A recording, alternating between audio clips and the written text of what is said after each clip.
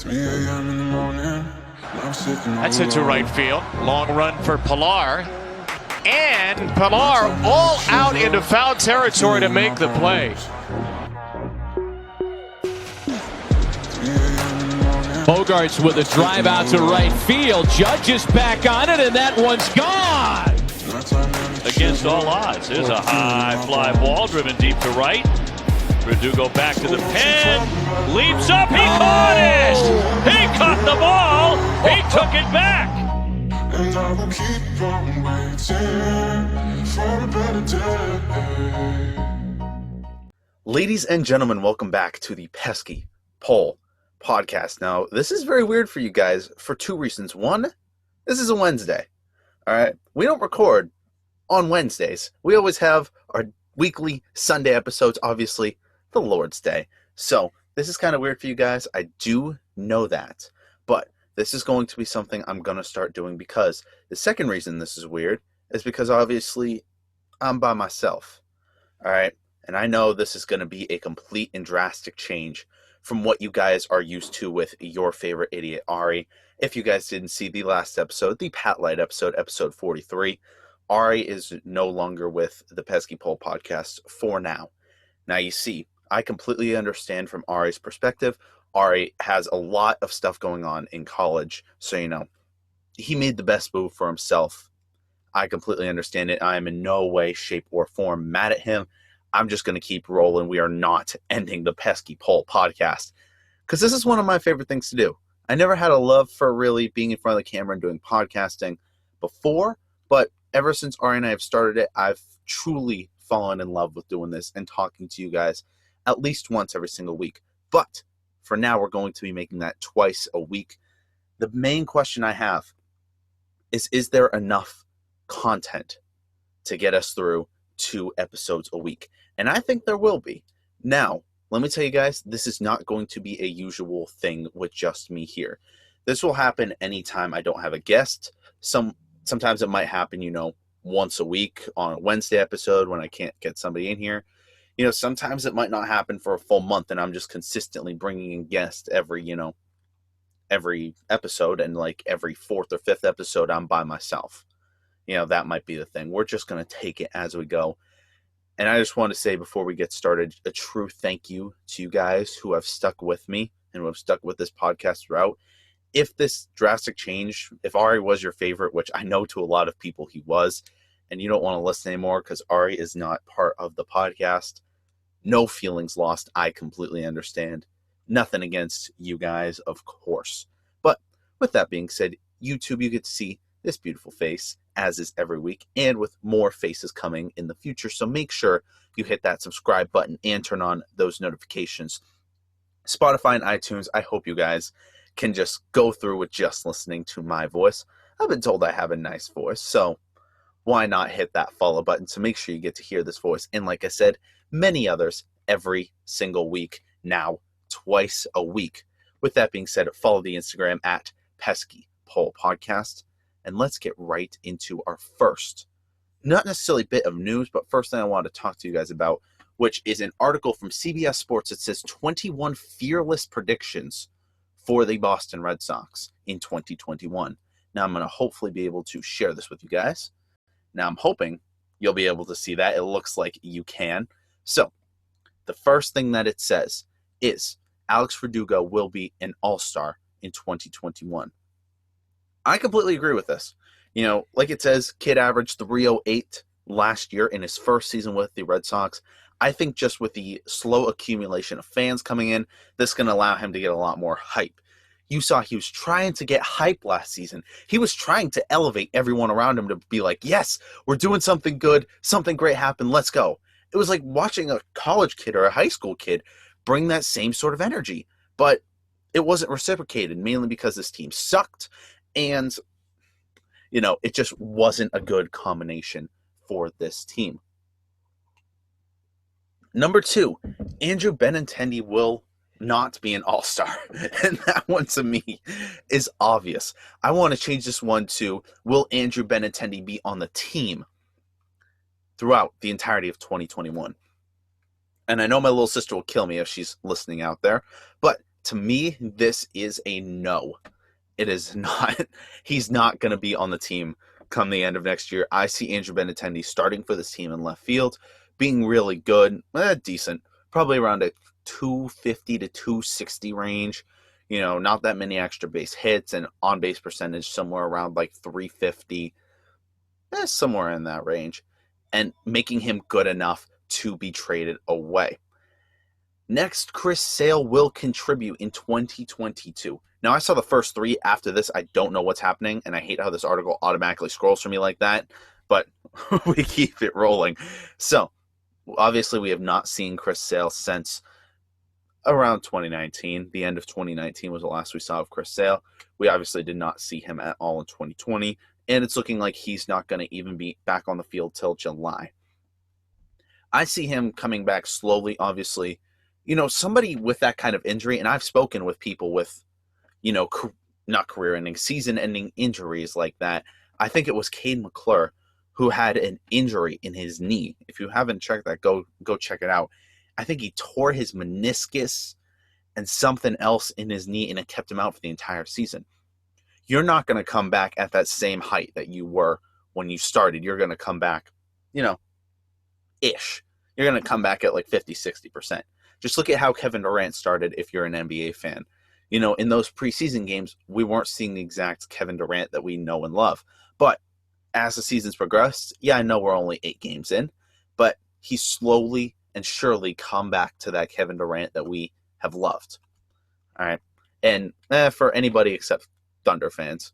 Number 4, JD Martinez will bounce back. Now, with JD Martinez, last season was a terrible, terrible season, as it says in the article, hitting just 186 against fastballs.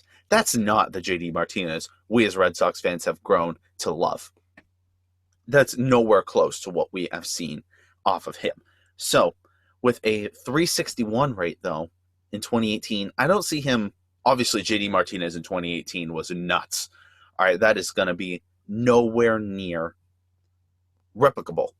That's going to stand for so long that JD Martinez is going to be a great, great outfielder and just that stellar season. Not outfielder. He's not that great a fielder. A great DH. We'll say that. A great DH. Right? So he's going to continue to be this great DH. I see him batting probably around a 260 range. This season was around a 220, I believe. Correct me if I'm wrong in the comments. But this season was a 220. I see him maybe in the, like I said, 260 to 270 range. Probably getting his usual amount of home runs and all that good stuff, but not being nearly as good as 2018. Oh, this one confuses me. Rafael Devers will finish top 5 in the MVP race. Now, this I could see having a little bit of bias to it. I could see, because this person says, I will make this prediction every year until it comes true. I don't know. All right, was the 2019 season for Rafael Devers a fluke? Is the question. Was it just a one and done? Because obviously last year he had a great season, but it was nowhere near what we expect of Rafael Devers based on that 2019 season. Will that continue, or will that kind of fizzle out? It's a great question, and you could be on either side of the argument. I'll actually post this on the Instagram later and see what you guys think about it. Will Rafael Devers go back to what he was in 2019, or will he stay closer to that 2020? In terms of top 5 in the MVP race, I don't think so. All right, it was surprising that Alex Verdugo even got a vote for top 5 in the MVP race this year, but I just see too many players that are above him in that race that he's not going to be able to outdo for the 2021 season. Yeah, this one I can kind of see. The Red Sox will not sign Tomoyuki Sugano. And I just realized that Spotify, you're just hearing this, but the Red Sox will not sign. That I will talk about later because I have it as one of my future segments. So we're just going to skip right past that. The Red Sox will sign Corey Kluber. And for Ari, who's out there, I hate that ad's going to say, whatever. The Red Sox are going to sign Corey Kluber. And I think it's going to be a little too much more than he's going to be deserved to be paid originally. But I think he could come in here and make a general impact. We already have a fairly old bullpen, and that was last year. This year, we have this brand new youth movement.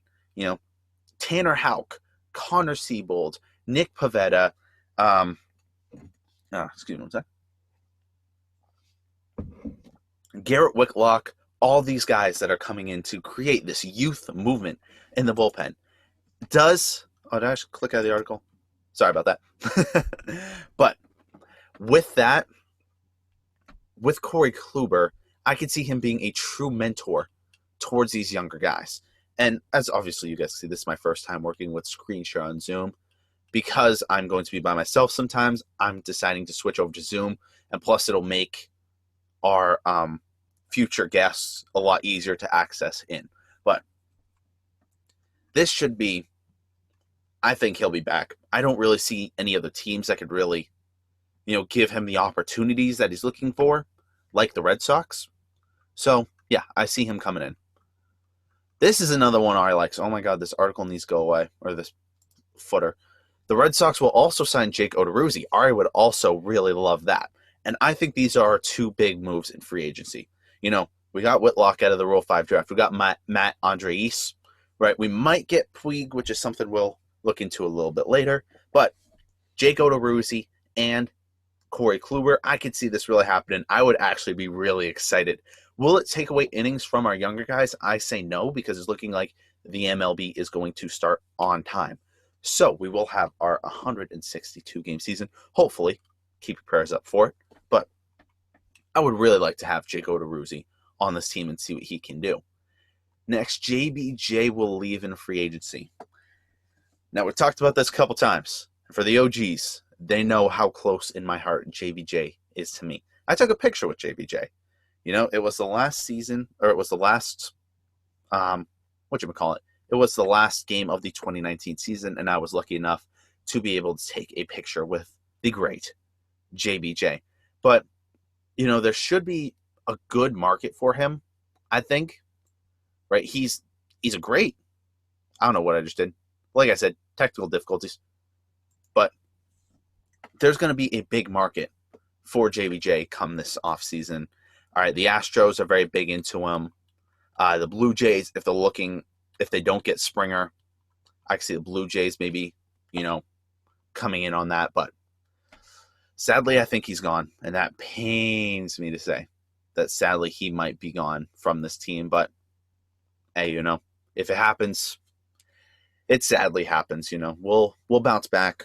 Jarren Duran looks great coming through this minor league system. We also have some other guys like Jason Rosario, Michael Geddes, who's coming up, who we just got, I think, off of waivers from the Padres. And there's one more guy. I always forget this center fielder's name. Marcus Wilson, the 24-year-old center for us. So we have a lot of young prospects coming up. So if JBJ does leave, it's really not the end of the world. I'm actually kind of okay with it. He deserves a better start. We cannot give him a championship caliber roster this season. He deserves to go somewhere that could potentially give him that championship contending roster. Jarren Duran will start in center. Yep, just like I was saying, I don't see this happening. He will not start. He might be in the MLB, but he will not start. That is going to be Alex Verdugo's spot. Now, he really got acquitted and got really used to playing that right field role, but with the signing of Hunter Renfroe, I think, center is Doogie's. Renfroe is going to take right. He's going to get used to that. He's going to be our new Kevin Pillar. As y'all know, sweatshirt of Kevin Pillar right here. The boy, Pillar. Right. We'll get used to putting Renfroe in there. I really want Kevin Pillar back. I miss Kevin Pillar. Drop a like if you miss Kevin Pillar too, if you are on YouTube. Brian Mata will help out of the bullpen. Yeah, I don't see, if Brian Mata were to start, I don't see him as a starter. I see our starters being, I'm surprised I still haven't signed Perez back. But, we have Eovaldi, we have Garrett Whitlock, we have Pivetta, we have Houck, we have Erod, if Erod starts the season, hopefully he does. But we got plenty of starters, plus with the signing of Kluber that could help out, right?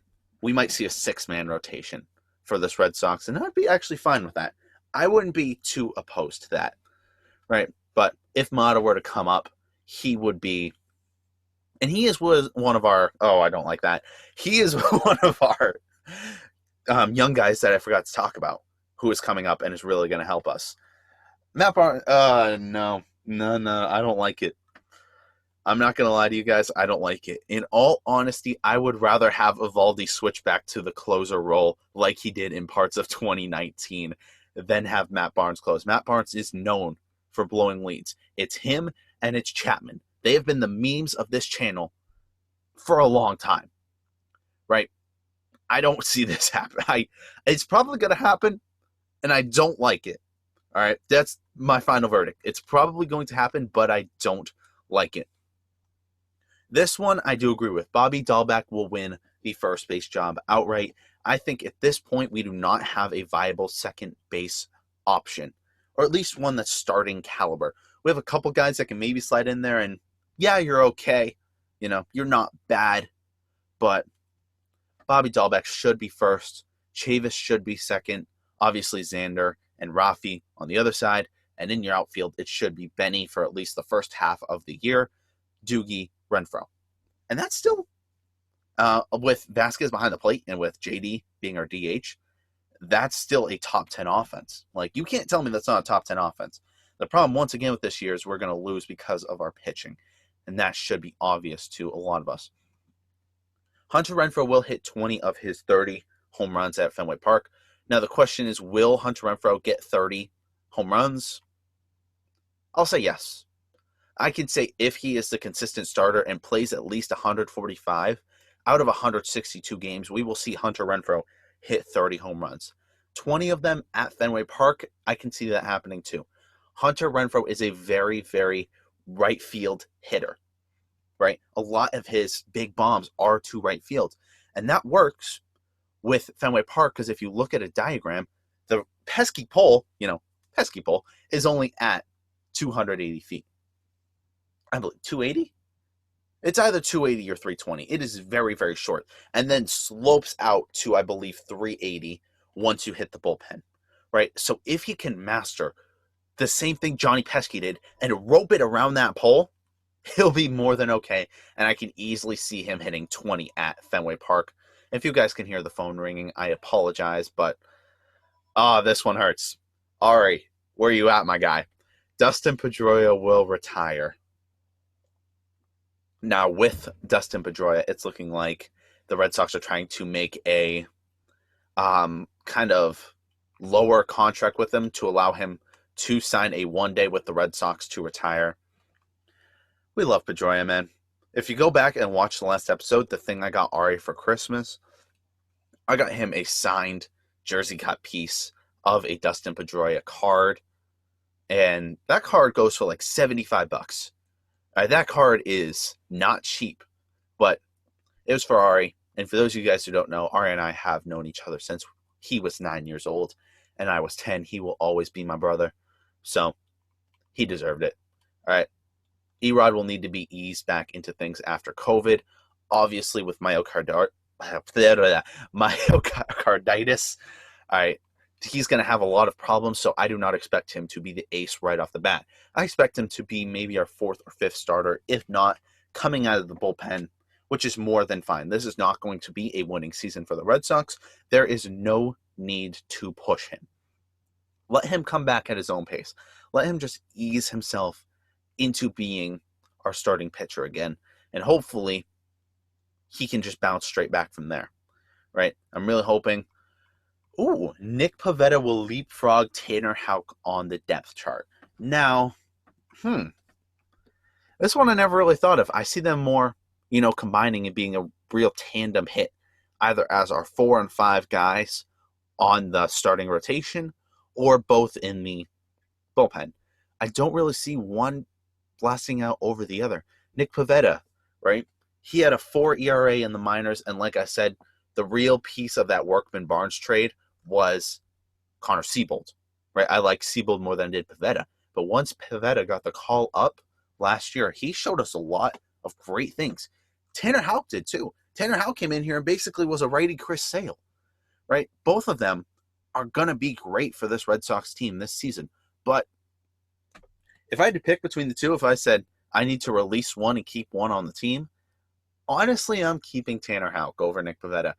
Debate that in the comments. Who are you thinking? Nick Pivetta or Tanner Houck? I'm actually very interested in that. Now, this one is one that I've been on for a while. All right, this one has been something that I've been very big on. Christian Vasquez will be traded. Now, this is no hate to Christian Vasquez. I love Vasquez and everything he's done for this team over the past 4 or 5 years that he's been on the team, but it's time to move on. And I was thinking Rays, right, because they need catching. They would give a lot to get a catcher. But now I'm kind of thinking Phillies.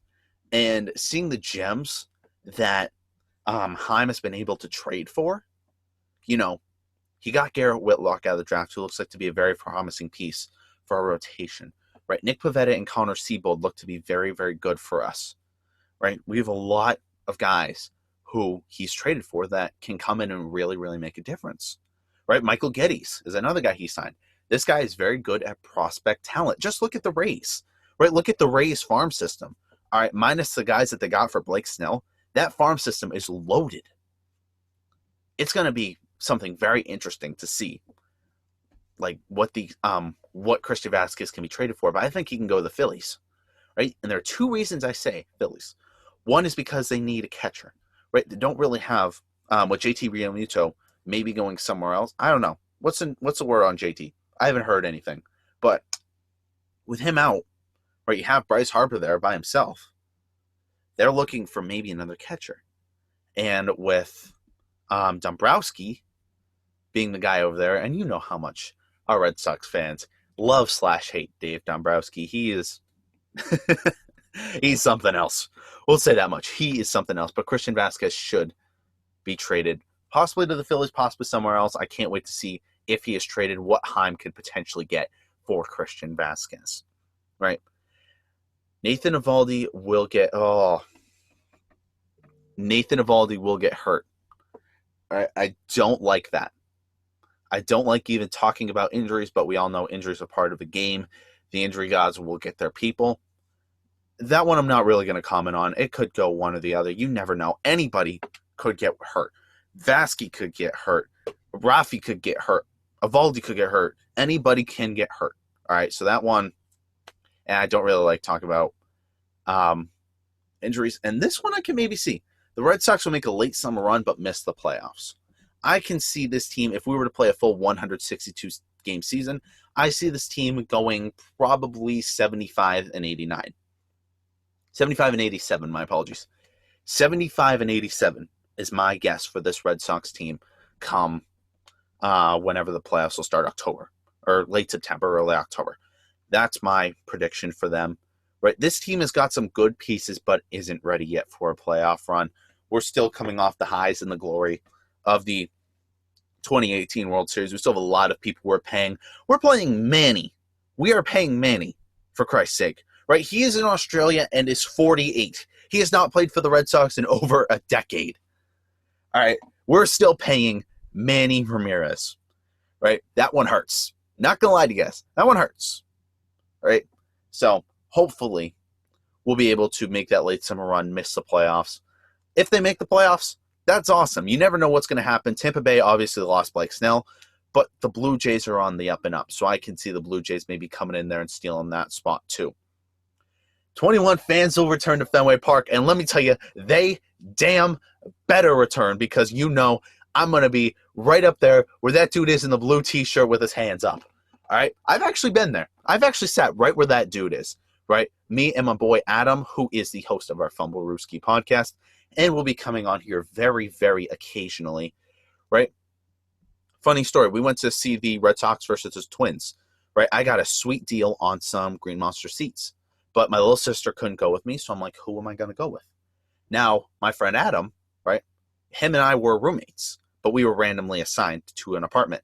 So I had my room, he had his own room, and my ex-girlfriend and her best friend had the double room in the apartment. Him and I really didn't get to know each other, but I said, yo, you interested in coming with me to this game? And he said, yeah, absolutely. So we went. We had a great time. JD Martinez almost hit the game-winning home run. They were down 2-1 with a runner on second, or a runner on first. JD comes up, hits the bomb about 30 feet away from where we are, hits off the top of the monster.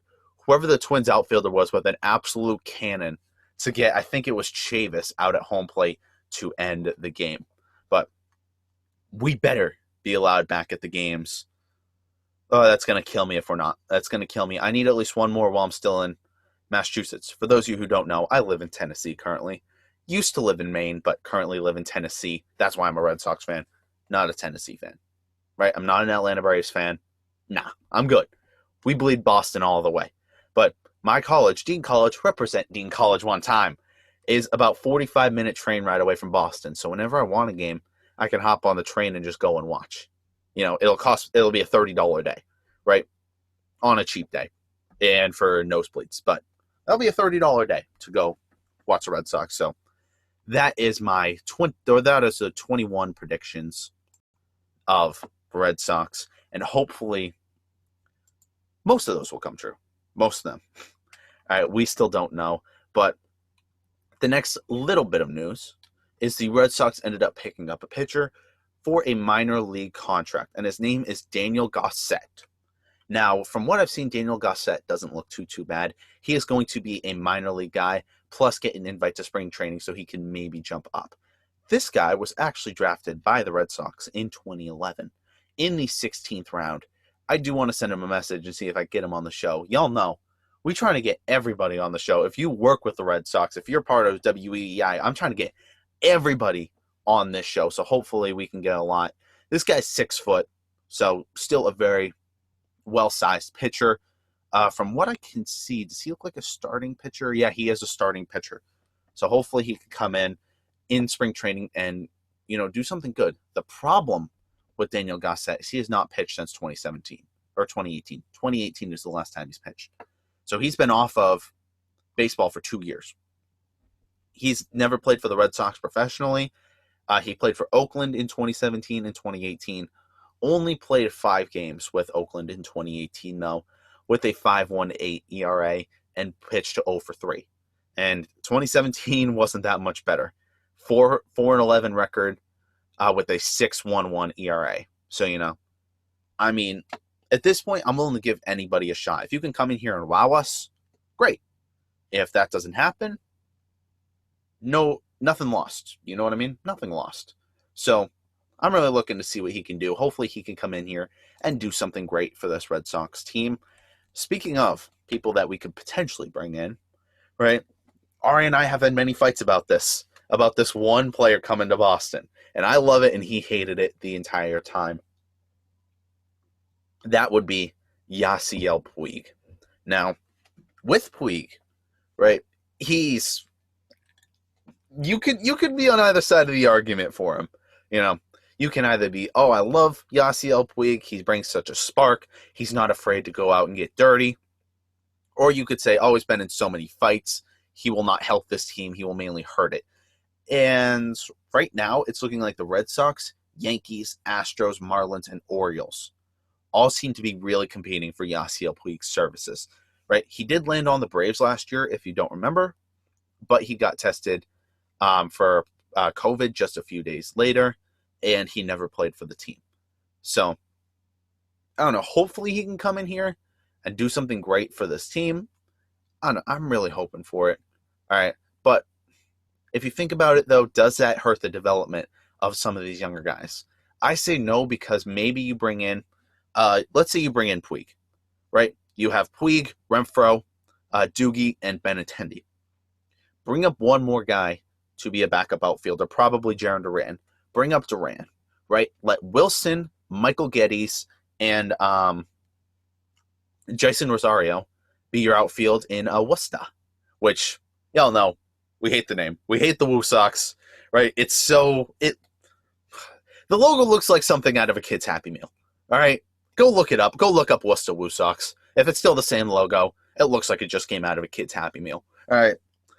That's all I'll say on that. But with that being said, right, you can keep those 3 guys down in Worcester, let them still develop, let them get all the playing time in the world. So that way, next year you let Puig go. My prediction is Renfroe gets traded at the trade deadline along with Benintendi. Those 2 guys get traded. You let those guys hop up. So, you get Renfroe, Doogie, Duran, Rosario, Wilson, and maybe Marcus Wilson. And that's maybe your 6 outfielders, but I'd keep it at 5. But it could work either way. If he doesn't come in, you let a prospect come up and you let them get the majority of the backup playing time.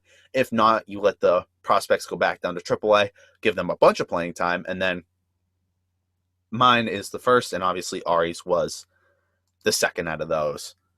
But I don't.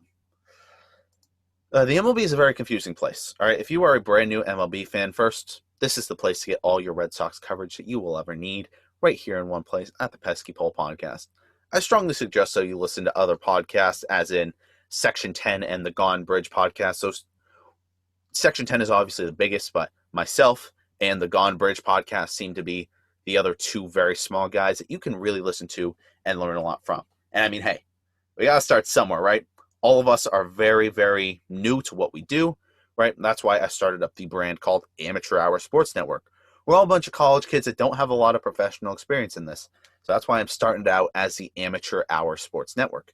Rolls off the tongue, But this Red Sox team could use another pitcher, we could all say. And though we think it's going to be Corey Kluber, and I'm completely blanking on the other guy's name, that Jaco DeRuzzi, right? Even though those guys can maybe come in here, another team, a rival, might be losing their guy.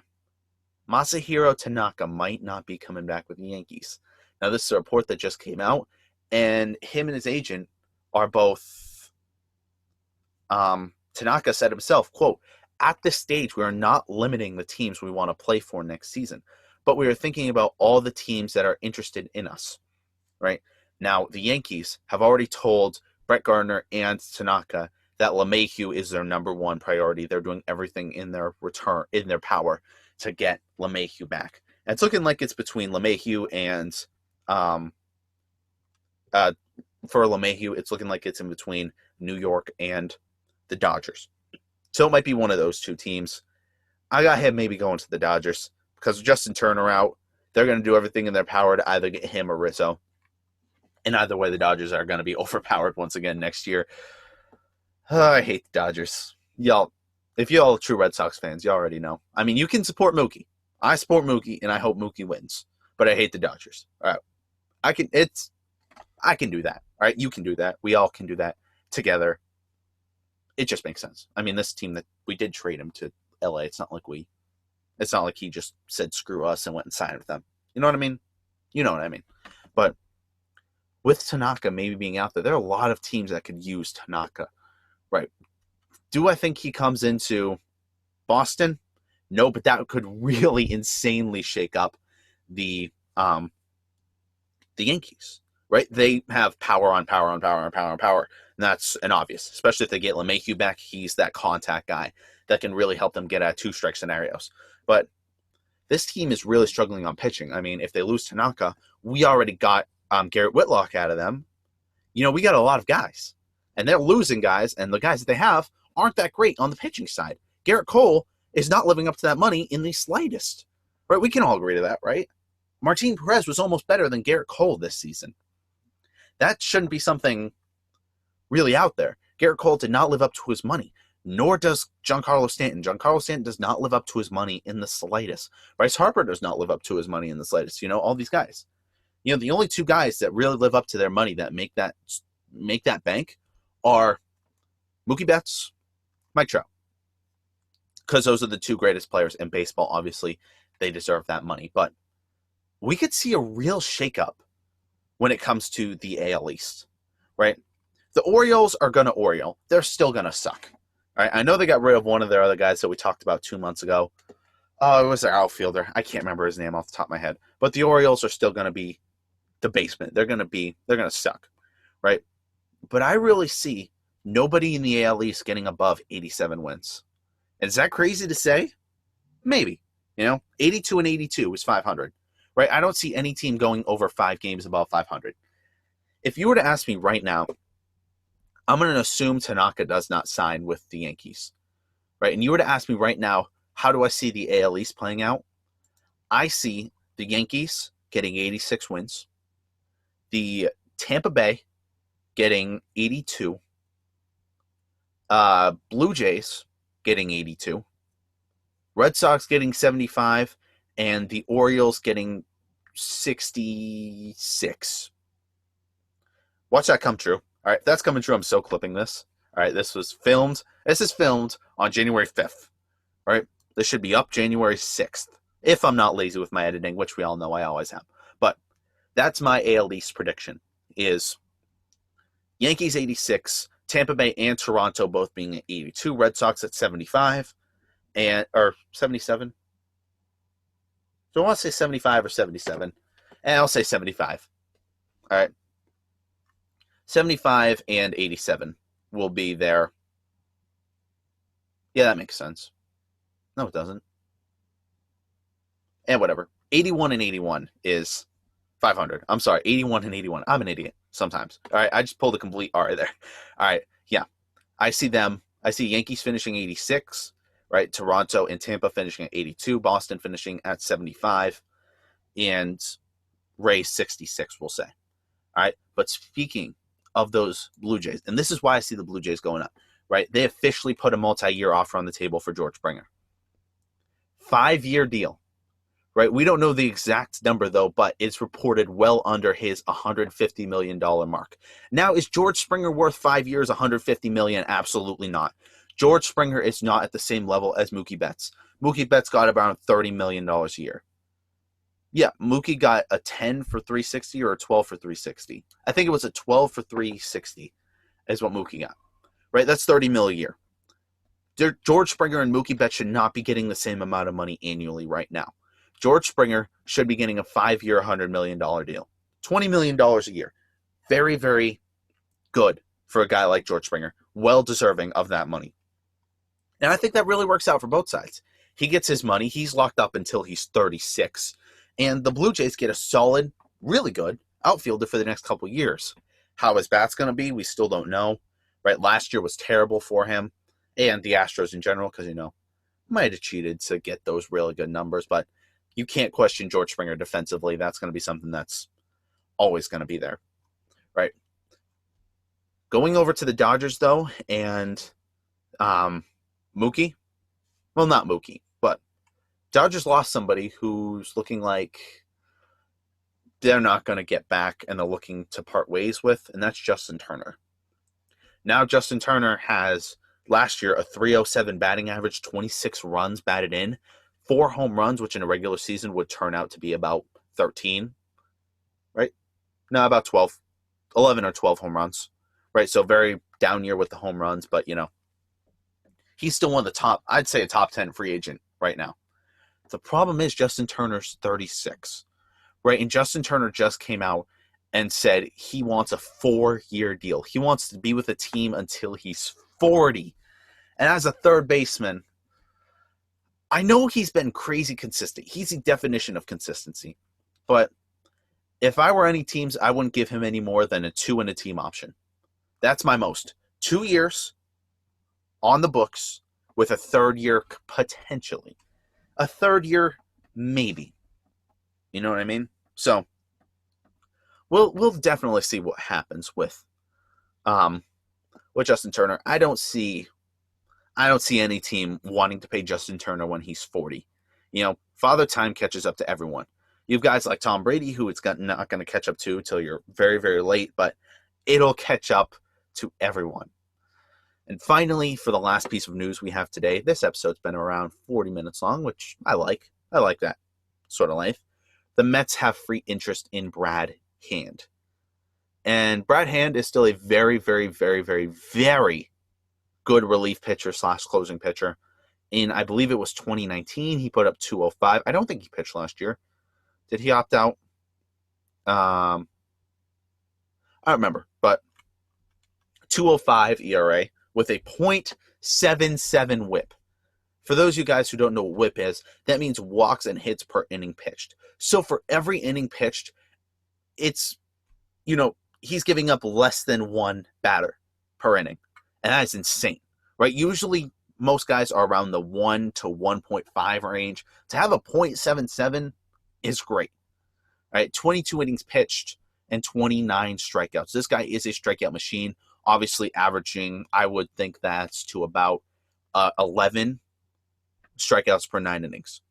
This guy's great. The Red Sox could obviously use him if they had the money, but it's looking like the Mets are the leader in Brad Hands. And, of course, they did sign Trevor May, but Trevor May is nowhere near a closer. He will be in the bullpen, and Brad Hand will be the last guy. Now, usually around this time in the episode, we would have our DMs of the week, but I don't know if I want to do DMs twice a week, right? There's going to be a lot of experimentation with this channel, a lot of different pieces moving here and there. I hope you guys will stay, true to what I'm trying to do. Right? And if you guys have any questions, comments, concerns, any ideas that you want to give into the Pesky Pole Podcast channel or the Amateur Hour Sports brand in general, please, please, please, please, please let me know. I am open to all suggestions. If there's somebody you would like to see on the show, who knows? I might even have fans on the show. If I could get some fans on here and just talk with the fans and see what y'all like, I'd be more than willing to do that. JT, I know you're out there, right? Sadly, there's no Patriots content anymore, but I still need a comment from you. I know you say you watch Mondays, but if you can watch this episode too, that'd be amazing. I will get back to the DMs and I'll probably do them. I'll consider what I'll do with the DMs, but they'll probably still be a once a week thing. Every Friday you all will get a post on Instagram on my story asking random questions, just random. I want to get to know you guys. And I think at the end of every episode, sadly, we will not have our RS takes anymore. And I don't want to try and copy RS takes, but I want to do one thing that I like, right? I don't really have one for today. I mean, it's gorgeous outside where I live in the middle of Tennessee. So that's maybe one thing. There's a lot of things, but I really hope you guys do stick out with this channel. We're going to learn, right? I'm going to learn. I'm going to get some people in here that you guys want. Y'all won't be seeing a lot of me by myself, hopefully. And things are going to get tough. I'm going into my second semester of my senior year. I'm taking 10 classes next year. It's going to be crazy. It's going to be insane. But I'm going to find time to still make episodes and get them out every Wednesday and Sunday. Obviously, the Lord's Day at noon. So, hopefully you guys stick with me through this journey. Like I said, it's going to be a lot different. Obviously, when you lose somebody and don't have somebody to back them up, it's gonna sting for a while. It's gonna be a lot different. No one can replace Ari. Nobody that I bring onto this channel, right, could replace Ari. And that's why I decided to go solo, is because it's just not the same. Ari is one of the most funniest guys you will ever meet if you guys ever get to meet him in person. Like I said, I've known him since I was 10 years old. So, it's gonna be different, but I hope you guys do stick with me. I love you guys. God bless each of you guys, and I will see you guys in the next one.